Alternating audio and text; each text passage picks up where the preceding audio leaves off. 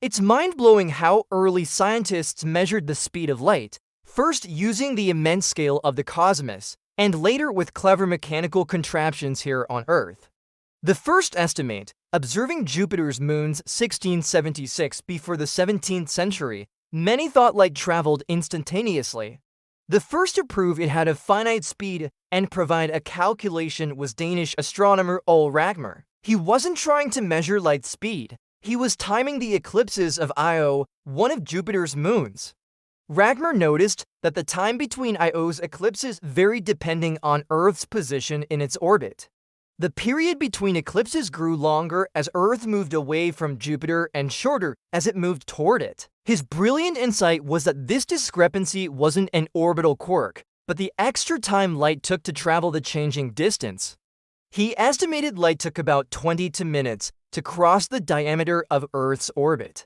By dividing the known diameter of Earth's orbit by this time difference, he arrived at a value for c. While his result was a bit off due to inaccurate knowledge of planetary distances, his method established that light's speed was a measurable constant.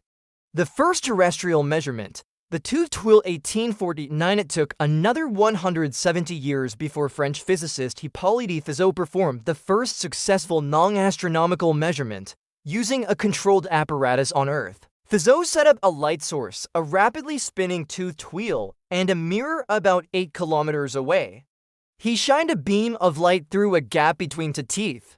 The light traveled to the distant mirror and reflected back toward the wheel. He then increased the wheel's rotation speed until the returning light was blocked by the very next tooth. The principle was simple. The time it took for the light to travel, the 16-kilometer round trip, was exactly the time it took the wheel to rotate the width of one gap plus one tooth. Knowing the distance, the number of teeth, gaps on the wheel, and the precise rotational frequency, he calculated the speed of light, finding a value close to the modern standard. This experiment, later refined by Leon Foucault using rotating mirrors, proved the accuracy of Fizeau's method.